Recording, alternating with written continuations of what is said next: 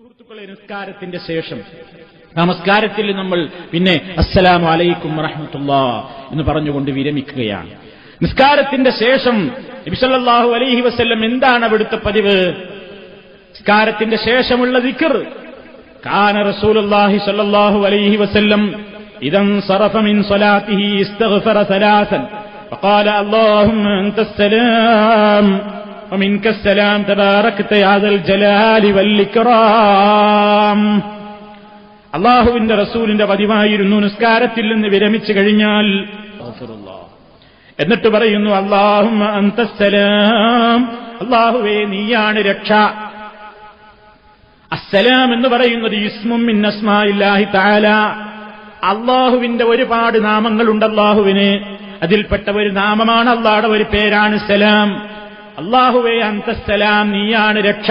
അസ്സലാം എന്ന് പറഞ്ഞാൽ രക്ഷ. അതുകൊണ്ടാണ് നമ്മൾ അബ്ദുസ്സലാം എന്ന് പേരിടുന്നത്.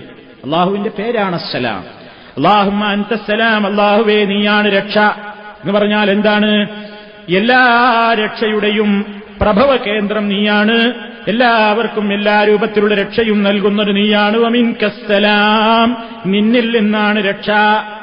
ഏത് അപകടത്തിൽ നിന്നും ഏത് പ്രതിസന്ധി ഘട്ടത്തിൽ നിന്നും നിന്നിൽ നിന്നുള്ള രക്ഷ കിട്ടിയാലല്ലാതെ ഞങ്ങൾക്ക് വേറെ രക്ഷയില്ല റബ്ബേ.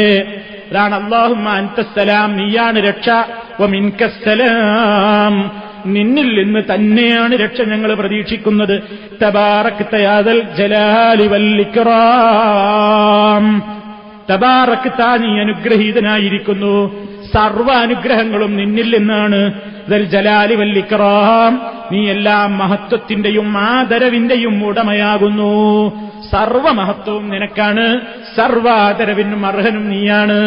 ആ നിലയ്ക്ക് എല്ലാം കൊണ്ടും എല്ലാ അർത്ഥത്തിലുമുള്ള മഹത്വം, എല്ലാ അർത്ഥത്തിലുമുള്ള ആദരവ് നിനക്കാണുള്ളത്.